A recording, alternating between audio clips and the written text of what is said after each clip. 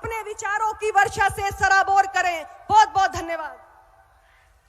अब मैं उत्तर प्रदेश के डिप्टी सीएम, गरीबों, किसानों, पिछड़ों के नेता, हम सब के नेता आदरणीय केशव प्रसाद मौर्य जी से निवेदन करूंगा कि माननीय प्रधानमंत्री जी का स्वागत करें और माननीय प्रधानमंत्री जी को अपने उद्बोधन के लिए आमंत्रित करें।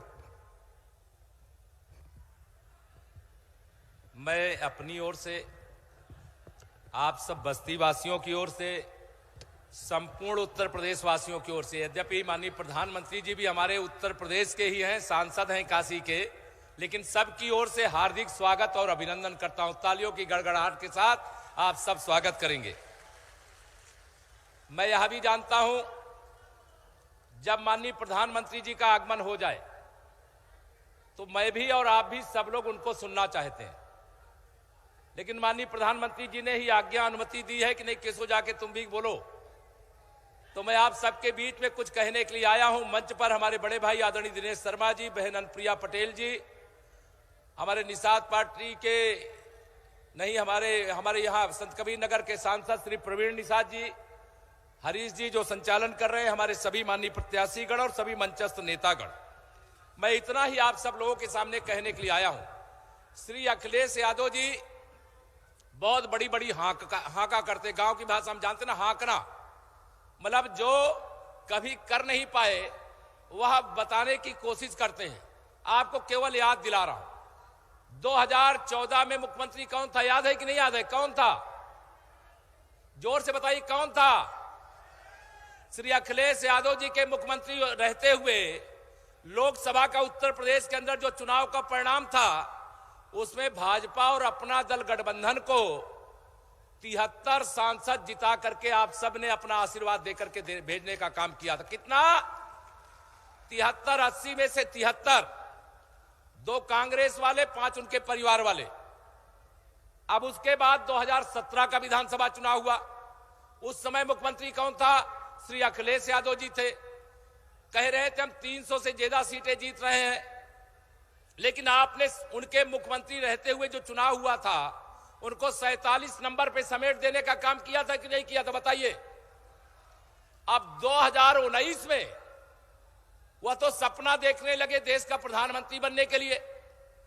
हमारे आदरणीय प्रधानमंत्री जी जो गरीबों के मसीहा हैं, किसानों के मसीहा हैं, नौजवानों के उज्जवल भविष्य हैं और माताओं बहनों के जीवन का हर दुख अपना करके उनके जीवन में सुख उड़ेलने का काम करने वाले हैं, उन्हें प्रधानमंत्री पद से हटाने के लिए बुआ से समझौता कर लिया। सपा बसपा का समझौता याद है कि नहीं याद है? समझौता कर लिया और उन्होंने सोचा कि माननीय प्रधानमंत्री जी को दिल्ली से माननीय मोदी जी को हटा करके स्वयं सोचे कुर्सी में बैठ जाएंगे, लेकिन उनको कितनी सीटें मिली? फिर वह परिवार में सिमट करके रह गए। समाजवादी पार्टी के दावे में कोई दम नहीं है। मेरे पत्रकार मित्र हरदम सवाल करते, इसलिए मैंने इसका जवाब दिया।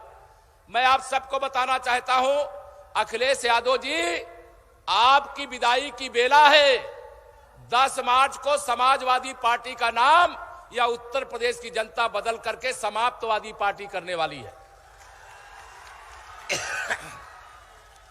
श्री अखिलेश जी लंबी लंबी बातें करते, बड़ी बड़ी बातें करते।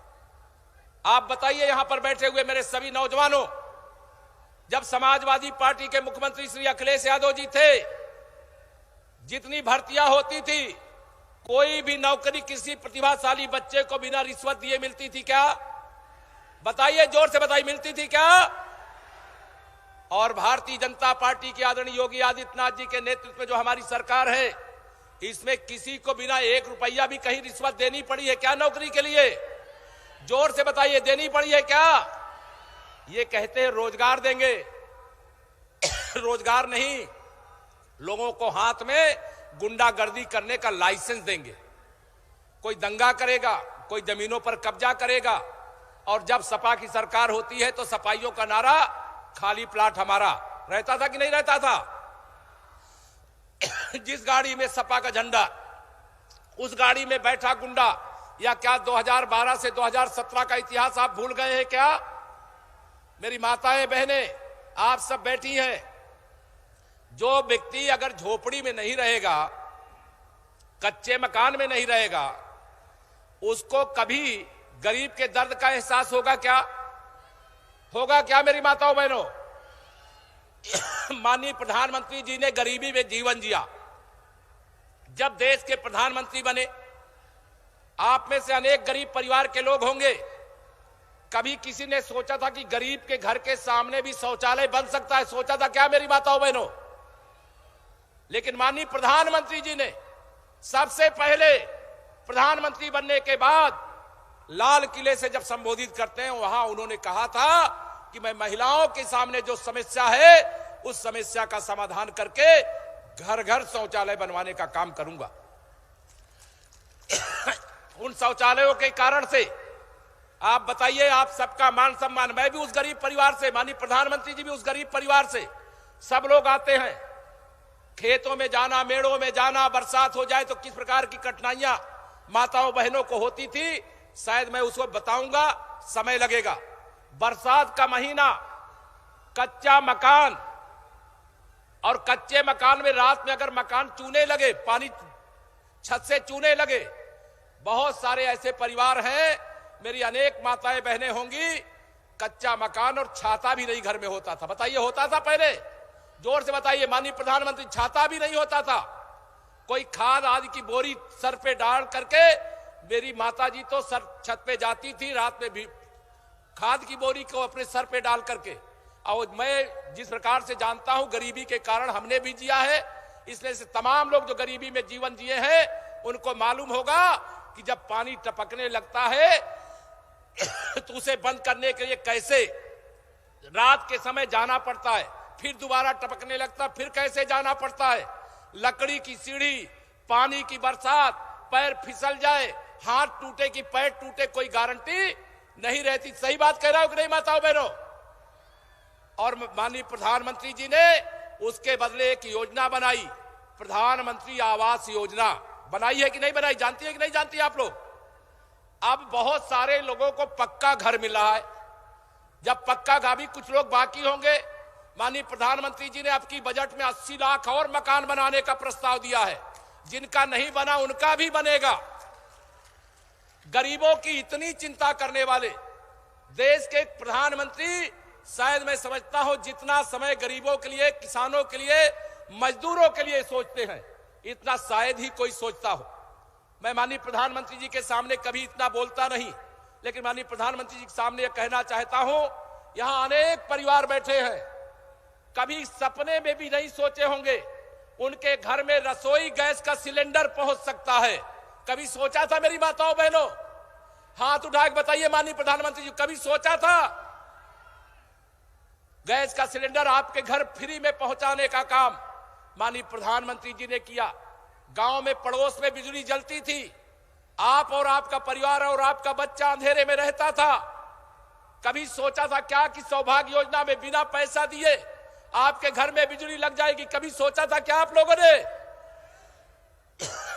लेकिन आज की तिथि में कोई गरीब परिवार ऐसा है क्या जिसके घर में बिजली न पहुंची हो? बताइए हाथ उठा करके, बिजली पहुंच गई कि नहीं पहुंच गई सबके घर में? माननीय प्रधानमंत्री जी ने गरीबों के लिए सोचा, इसलिए बिजली पहुंची। मैं आप सबसे केवल यह कहना चाहता हूं, हमारी डबल इंजन की सरकार, केंद्र में माननीय मोदी जी के नेतृत्व में, प्रदेश में आदरणीय योगी जी के नेतृत्व में गरीबों के लिए समर्पित सरकार है। लेकिन 2017 से 2022 तक की जो हमारी सरकार है, वह सरकार माननीय प्रधानमंत्री जी के मार्गदर्शन में जो अच्छे काम कर पाई, आप तक पहुंचा पाई, वो पहुंचाने का काम किया है। लेकिन 2017 से 2022 तो टेलर था, असली पिक्चर तो 10 मार्च 2022 के बाद 2027 तक आपको देखने को मिलेगी। माननीय प्रधानमंत्री जी का जो निर्देश है। और एक बात बता दूं माननीय प्रधानमंत्री जी को, चूंकि बोलना में अभी जानते हैं, दूसरी पारी में क्या कहा है माननीय प्रधानमंत्री जी ने हम लोगों को, उत्तर प्रदेश भारतीय जनता पार्टी को। अभी भी उनको गरीबों की चिंता अभी उनके दिमाग से निकली नहीं। उन्होंने कहा 10 मार्च को रिजल्ट आएगा, 18 मार्च को होली है और गैस का सिलेंडर थोड़ा महंगा है, मेरी माताएं बहनें खरीद नहीं सकती हैं। तो उत्तर प्रदेश भारतीय जनता पार्टी 10 मार्च को सरकार बनने के बाद होली से पहले जिन्हें प्रधानमंत्री उज्ज्वला योजना में गैस का कनेक्शन दिया गया है, सिलेंडर दिया गया है, एक एक सिलेंडर भर करके पहुंचाने का काम करिए। क्यों कहा है? अरे गुजिया बनानी है 10 मार्च के बाद, गुजिया बनानी है कि नहीं बनानी है? अब गुजिया बनाने की चिंता आपको है कि नहीं है? माननीय प्रधानमंत्री जी को आपकी चिंता जरूर है। इतना ध्यान देने वाले, इतना गरीबों का, और सारी बातें मैं अगर कहूं, यहां पर बैठे हुए कभी किसी ने सोचा था क्या कोई सरकार ने 2 साल से कोरोना के संकट का सामना देश प्रदेश कर रहा है, फ्री में 2 साल से राशन मिल रहा है। आप बताइए, माघ और फागुन के महीने में घर का जब राशन खत्म हो जाता था तो 10 रुपया सैकड़ा का ब्याज लेकर के किसी बड़े आदमी से उधार में राशन खरीद करके गेहूं चावल लाते थे कि नहीं? बताइए, याद है कि भूल गए सब? लेकिन 2 साल से फ्री में इतना राशन मिल रहा है कि मेरे गरीब माताओं बहनों के घरों में भी जो बखारी होती है माननीय प्रधानमंत्री जी, वो भर गई है। भर गई है कि नहीं भर गई है? बताइए। दोनों हाथ उठा करके माननीय प्रधानमंत्री जी को, केवल माताएं बहन सब लोग बताइए। 15 करोड़ लोगों को फ्री में राशन प्रधानमंत्री गरीब कल्याण अन्न योजना के माध्यम से आपको मिल रहा है, और साथ में दाल भी मिल रहा है, तेल भी मिल रहा है, चना भी मिल रहा है, नमक भी मिल रहा है। मिल रहा है कि नहीं मिल रहा है? बताइए। यह सब सुविधा अगर आपने कमल का फूल नहीं खिलाया होता, भारतीय जनता पार्टी, अपना दल, निषाद पार्टी गठबंधन को आपने समर्थन नहीं दिया होता, तो यह जो सुख के दिन दुखी घरों में भी आए हैं, वह किसी भी कीमत पर शायद हमें देखने को नहीं मिलता। जिन्होंने झोपड़ी में जीवन नहीं बिताया है, वह झोपड़ी में रहने वालों का दर्द नहीं समझ सकते। जिन्होंने कच्चे मकान में रहने का कभी समय नहीं देखा है, वह कच्चे मकान में रहने वालों की पीड़ा नहीं समझ सकते। वह हमारा मजाक उड़ा सकते हैं, हमारा आपका अपमान कर सकते हैं, हमारे माननीय प्रधानमंत्री जी के बारे में ऐसे शब्दों का प्रयोग कर देते हैं कि शायद देश का कोई व्यक्ति समाजवादी पार्टी की अराजकता का जवाब उनकी भाषा में नहीं देना चाहता। लेकिन एक ताकत आपके हाथ में है, वह ताकत है वोट की। आने वाली 3 तारीख को, कौन तारीख को वोट है? 3 को है ना? दोनों हाथ उठा के बताइए, 3 तारीख को है ना? 3 तारीख को मतदान है, और 3 तारीख के लिए मैं बस इतनी ही आप सबसे अपील करता हूं, प्रार्थना करता हूं। आप केवल इस बात के लिए तय कर लीजिए, जो गरीबों के जीवन में संकट बन करके आए थे, उस संकट का अंत होना चाहिए कि नहीं होना चाहिए? जिन्होंने किसानों का तमाम सारा सुख छीन लिया था, जिन लोगों के कारण मेरे किसान रात रात भर खेत में सिंचाई के लिए, बिजली के लिए बैठे रहते थे कि नहीं, कब बिजली आएगी, हम खेत को सींचेंगे। याद है कि भूल गए?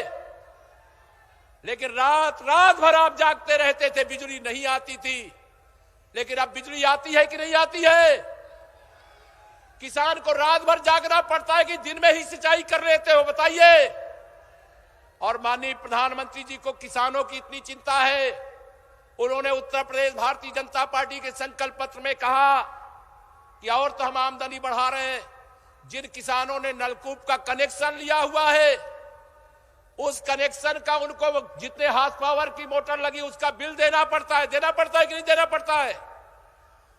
माननीय प्रधानमंत्री जी का आदेश है हम लोगों को, 10 मार्च के बाद सरकार बनते ही किसानों को जो सिंचाई के लिए बिजली का कनेक्शन लिए हैं, वह बिजली का बिल किसानों को नहीं बल्कि सरकार को भरना पड़ेगा। गरीबों की, किसानों की, मजदूरों की, दलितों की, पिछड़ों की, जरूरतमंदों की ऐसी चिंता करने वाले, याद दिला दूं एक बात और याद दिला करके मैं अपनी बात समाप्त करूंगा। 2019 में प्रयागराज का कुंभ था, याद है आप लोगों को? दोनों हाथ उठा के बताइए, याद है? देश के किसी माननीय प्रधानमंत्री ने कभी इतिहास में जो सफाई के काम में लगे रहे कर्मचारियों को कुर्सी पर बैठा करके, स्वयं जमीन में बैठ करके उनके चरण धो करके सम्मान देने का काम किया था क्या? लेकिन हमारे आदरणीय प्रधानमंत्री जी ने उनको भी सम्मान दिया। और जो बाबा विश्वनाथ का धाम बनाए, ऐसे मजदूरों की पूजा करके उनके साथ भोजन करके उनको भी सम्मान दिया। हर गरीब को सम्मान दिया, हर किसान को सम्मान दिया, हर मजदूर को सम्मान दिया, हर नौजवान के उज्जवल भविष्य का एक रोड मैप तैयार कर दिया। पूरी दुनिया में भारत का डंका बजा दिया। हम उत्तर प्रदेश में इतना अच्छा काम इसलिए कर पा रहे हैं कि माननीय प्रधानमंत्री जी का निरंतर हम लोगों को मार्गदर्शन मिलता है। मैं आप सब लोगों से ही अपील करूंगा, आने वाली 3 तारीख को जो भारतीय जनता पार्टी गठबंधन के प्रत्याशी हैं, कमल का फूल, और जो गठबंधन में अपना दल के प्रत्याशी हैं उनका चुनाव निशान कप प्लेट, जो निषाद पार्टी के प्रत्याशी हैं उनका चुनाव निशान भोजन भरी थाली है। अलग अलग स्थानों में प्रत्याशी हैं, सबको अलग अलग तरीके से ईवीएम मशीन की बटन दबा दबा करके सपा बसपा कांग्रेस की जमानत जब्त कराने का काम करिए। करोगे? दोनों हाथ उठा करके ताली बजा करके माननीय प्रधानमंत्री जी को विश्वास दिला दीजिए। मैं पूरा विश्वास रखता हूं माननीय प्रधानमंत्री जी का आगमन भारतीय जनता पार्टी की विजय को सुनिश्चित करने वाला है। जो कम मेहनत कर रहे थे, आज से स्वयं प्रत्याशी की तरह लग करके भारतीय जनता पार्टी गठबंधन के प्रत्याशियों को जिताइए। यही आप सबसे अपील करते हुए, प्रार्थना करते हुए अपनी बाड़ी को दूंगा विराम। दोनों हाथ उठा करके बोलिए जय श्री राम, जय श्री राम। मैं इसी के साथ हम सब भी सुनना चाहते हैं, मैं भी सुनना चाहता हूं, आप भी सुनना चाहते हैं। मैं माननीय प्रधानमंत्री जी को बहुत आग्रहपूर्वक, विनम्रतापूर्वक सादर आमंत्रित करता हूं कि हम सबको अपना उद्बोधन देने की कृपा करें। माननीय प्रधानमंत्री।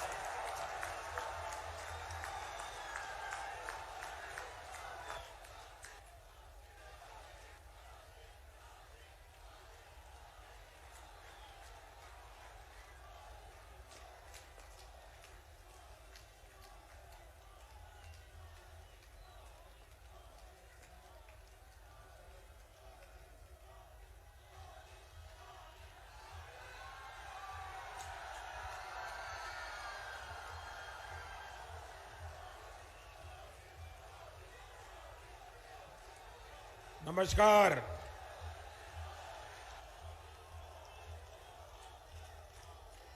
बस्ती, संत कबीर नगर, सिद्धार्थ नगर, अंबेडकर नगर, आप सभी लोगों को मेरा प्रणाम।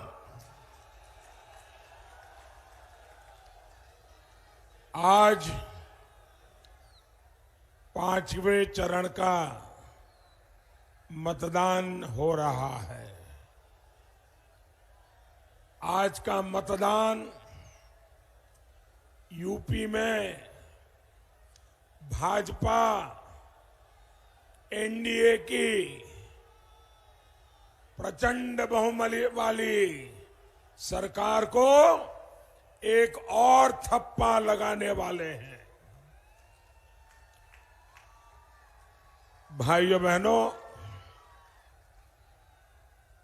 यूपी को दंगा मुक्त बनाए रखने के लिए, यूपी को गुंडा मुक्त बनाए रखने के लिए, यूपी के विकास के लिए लोगों का भरपूर आशीर्वाद हमें मिल रहा है। भाइयों और बहनों, आज चंद्रशेखर आजाद जी के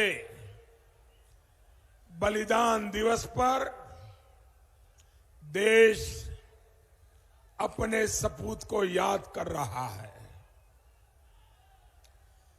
कल बालाकोट एयर स्ट्राइक के 3 साल पूरे होने पर देश ने अपनी वायुसेना के पराक्रम को भी याद किया। हमारे शूरवीरों ने देश को चुनौती देने वालों को उनके घर में ही घुसकर मारा था।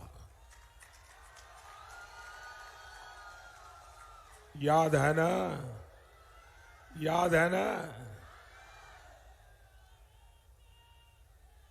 ये दिन जब जब आता है, देश का सीना गर्व से और चौड़ा हो जाता है। लेकिन साथियों, भारत का ये पराक्रम दिल्ली और यूपी में बैठे कुछ गोर परिवारवादियों को रत्ती भर भी पसंद नहीं आता। ये लोग आज भी हमारी सेनाओं से सबूत मांगते हैं, उनके सामर्थ्य पर विश्वास नहीं करते। इसलिए ऐसे लोगों से यूपी की जनता को बहुत सतर्क रहना है। भाई और बहनों, बीते 2 साल से दुनिया में जो स्थिति बनी है, उससे आप सभी परिचित हैं। कोरोना की भयंकर महामारी पूरी दुनिया को, पूरी मानव जात को 100 साल में कभी ऐसी महामारी का सामना नहीं करना पड़ा था। दुनिया के बड़े बड़े देशों के सामने संकट खड़ा हो गया। इस समय भी जो वैश्विक हालात है, उस पर प्रत्येक भारतीय की नजर है।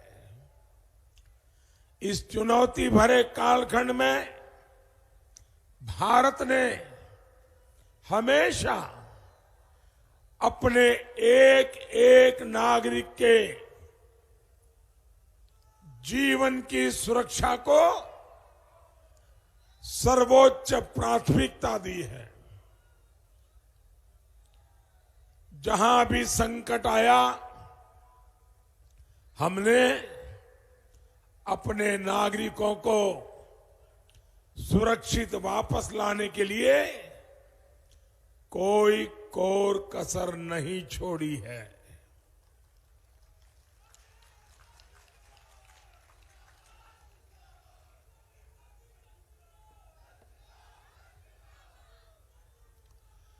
ऑपरेशन गंगा चलाकर हम यूक्रेन से भी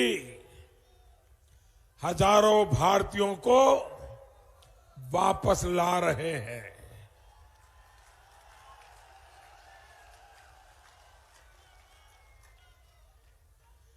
हमारे जो बेटा बेटी अभी भी वहां हैं, उनको पूरी सुरक्षा के साथ अपने घर पहुंचाने के लिए सरकार दिन रात काम कर रही है।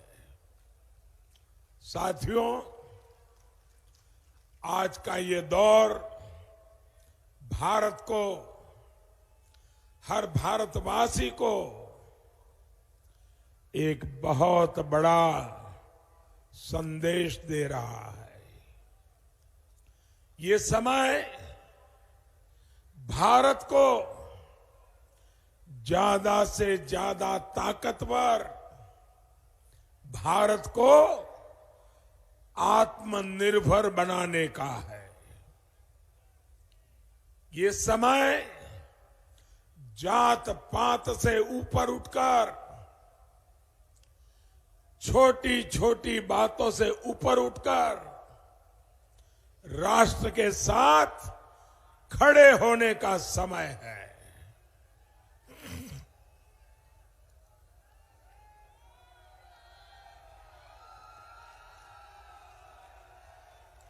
बैठिए।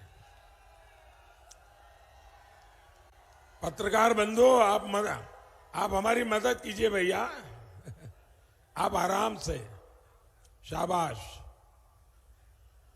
हाँ, और हाँ, ले लीजिए, ले लीजिए। अरे उनको वीडियो लेनी है, ले लीजिए भैया। शाबाश, वाह।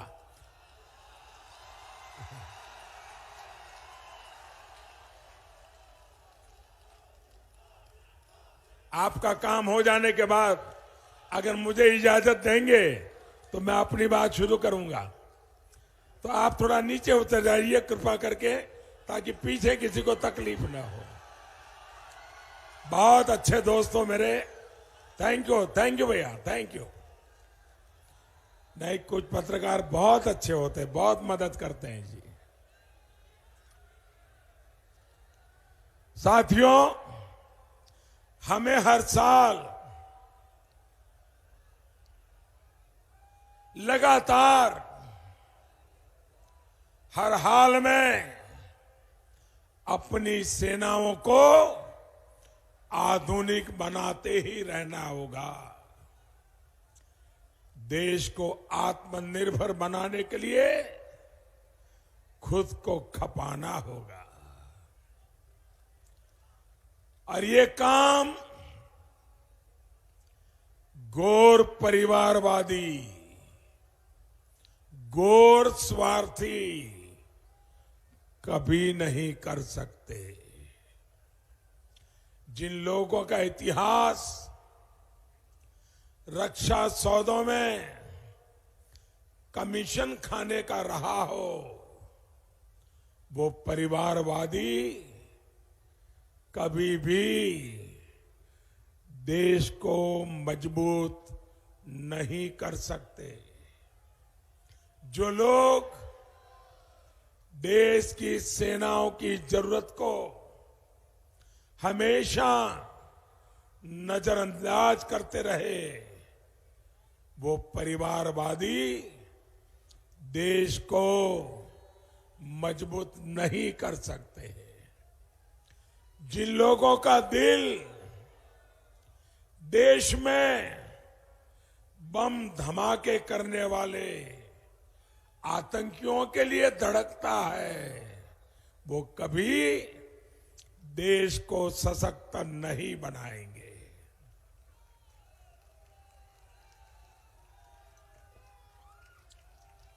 भाई और बहनों, देश तभी ताकतवर होगा जब देश के राज्य ताकतवर होंगे, जब हमारा उत्तर प्रदेश ताकतवर होगा। लेकिन गैर परिवारवादियों का तो एक ही फॉर्मूला है, पैसा परिवार की तिजोरी में, कानून जेब में और जनता उनके पैरों पर। ये उत्तर प्रदेश को, देश को ताकतवर नहीं होने देंगे। ये तो समाज के कमजोर वर्गों पर गुंडाई करने वालों, माफियाओं को ताकत देते हैं। कबीर जी इनके लिए ही बहुत पहले कह गए थे, दुर्बल को न सताइए, जाकी मोटी हाय। गरीब की इसी हाय ने 2014 में इनको झटक दिया, 2017 में पटक दिया,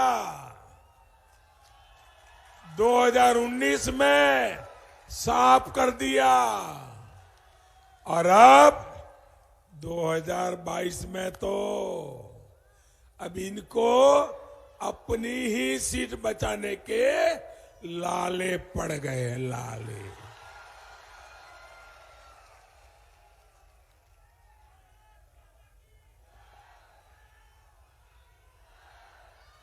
साथियों, आत्मनिर्भर भारत अभियान सिर्फ भाजपा सरकार का नहीं है, बल्कि एक एक देशवासी की जरूरत है।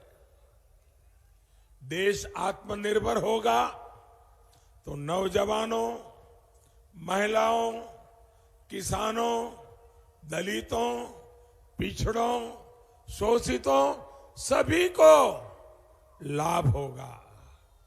बहनों और भाइयों, पहले की सरकारों की जो नीतियां थी, उन्होंने विदेश से सामान मंगाने पर ही जोर दिया। इन लोगों को भारत का दूसरे देशों पर निर्भर बने रहना अच्छा लगता है। उन्हें एक ही बात नजर आती है, कौन सी पता है? उनको एक ही बात नजर आती है, कमीशन, कटकी। इसलिए ये लोग कभी आत्मनिर्भर भारत की बात भी नहीं करते हैं। राष्ट्रभक्ति और परिवार भक्ति में यही फर्क होता है। भाइयों और बहनों, इन घोर परिवारवादियों ने दशकों तक हमारी सेना को भी, हमारी सरकार गन्ना किसानों के हितों को ध्यान में रखते हुए इथेनॉल प्लांट का बहुत बड़ा नेटवर्क तैयार कर रही है। यहां पिपराइच में जो डिस्टिलरी लगी है, उसमें भी गन्ने से सैकड़ों लीटर इथेनॉल हर रोज बनेगा। गांव में जो गोबर होता है, शहरों में घरों से जो कचरा निकलता है, उससे भी बायोगैस बनाने के लिए आज देश में सैकड़ों बायोगैस प्लांट बनाए जा रहे हैं। खाद्य तेल में आत्मनिर्भरता के लिए हमने हजारों करोड़ रुपए का मिशन शुरू किया है। इसके तहत सरकार किसानों को तिलहन की पैदावार बढ़ाने के लिए मदद दे रही है। यानी हर साल जो लाखों करोड़ रुपए हम विदेश भेजने के लिए मजबूर है, वो हमारे ही किसानों की जेब में जाएंगे। कमीशन के लिए जीने वाले परिवारवादी किसान हित और राष्ट्र हित के ऐसे कदम कभी नहीं उठा सकते।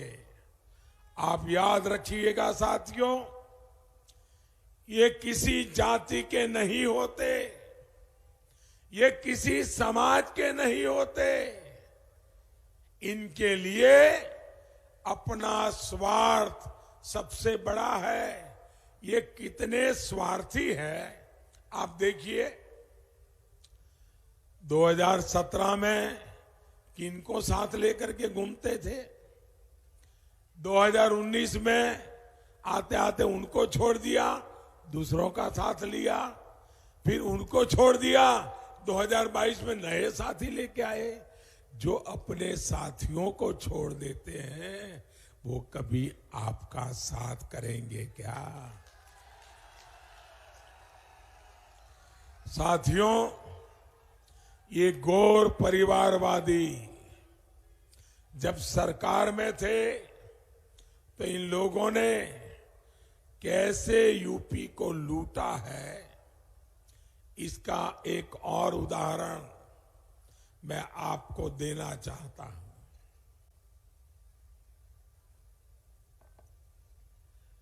जब इन गौर परिवारवादियों की सरकार के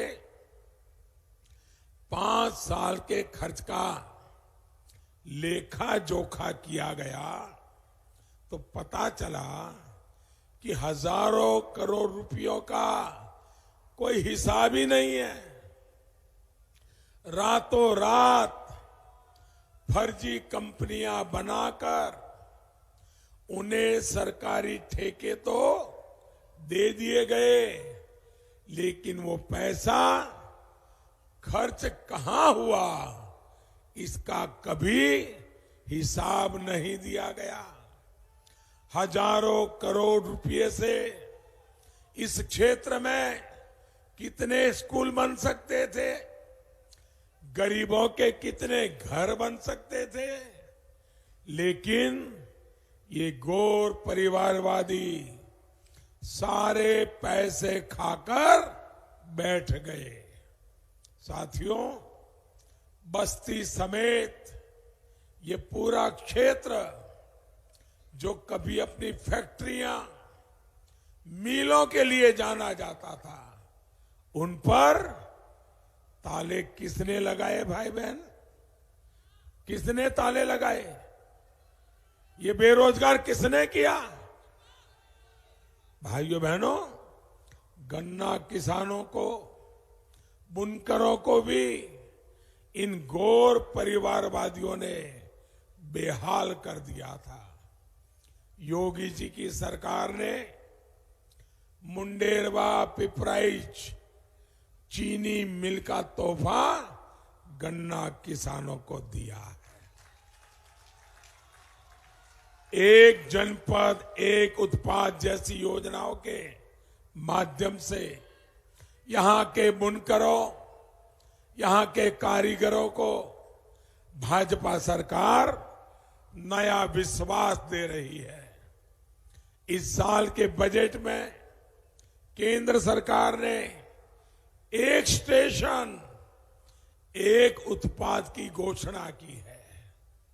इसके तहत हमारे बुनकरों, कारीगरों के सामान को बड़े मार्केट तक पहुंचाने के लिए रेलवे में विशेष सुविधाएं तैयार की जाएगी।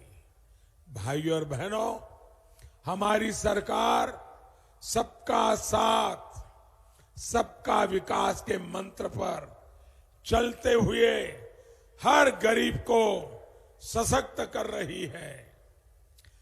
जाति धर्म से ऊपर उठकर बढ़ाया है सम्मान, सबसे पहले गरीब कल्याण। इसी भावना के साथ हम काम कर रहे हैं। जब मेडिकल कॉलेज खुलते हैं, ITI खुलती है, तो सबका विकास होता है। जब हम सिंचाई की दशकों पूरी योजनाओं को पूरा करते हैं तो सबका विकास होता है। जब हम गरीब को 5 लाख रुपए तक का मुफ्त इलाज देते हैं तो सबका विकास होता है। जब सरकार मुफ्त राशन देती है, जीवन बचाने वाला टीका मुफ्त लगाती है, तो ये सबका कल्याण होता है। भाइयों बहनों, आपका टीका लग गया? टीका लग गया? आपको एक भी रुपया देना पड़ा क्या? कोई खर्च ना करना पड़ा क्या? ये बिना भेदभाव को हुआ कि नहीं हुआ? बिना पक्षपात को हुआ कि नहीं हुआ?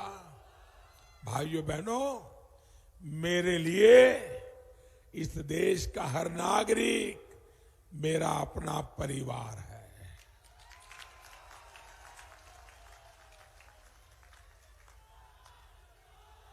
और इसीलिए बिना किसी भेदभाव, बिना पक्षपात सरकार गरीब को पक्की छत देती है, तो ये सबका विकास ही है।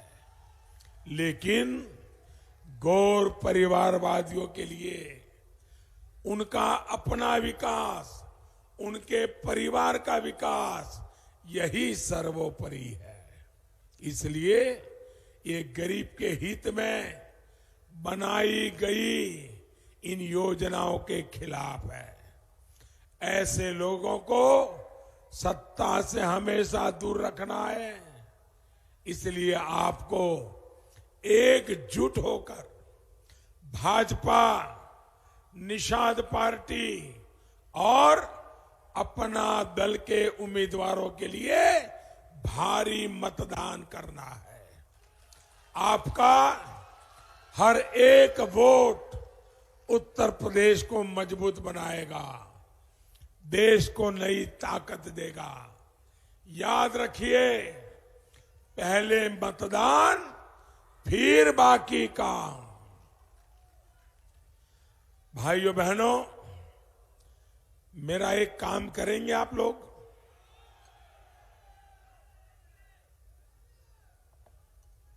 ऐसे नहीं, जोरे से बताइए। माताएं बहनें मेरा काम करेगी, नौजवान मेरा काम करेंगे, सारे किसान भाई मेरा काम करेंगे, पक्का करेंगे। तो देखिए, 3 तारीख के पहले हरेक के घर जाइए और उनको कहिए मोदी जी ने आपको प्रणाम भेजा है। ये काम करेंगे। हरेक के घर में मेरा प्रणाम पहुंचना चाहिए, मेरा नमस्ते पहुंचना चाहिए। पहुंचेगा ना? आप घर घर जाकर एनडीए को जिताने के लिए समझाएंगे, भाजपा को जिताने के लिए समझाएंगे, निषाद पार्टी को जिताने के लिए समझाएंगे, अपना दल को जिताने के लिए समझाएंगे।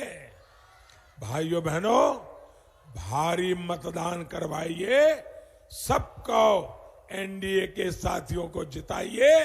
मेरे साथ बोलिए, भारत माता की, भारत माता की।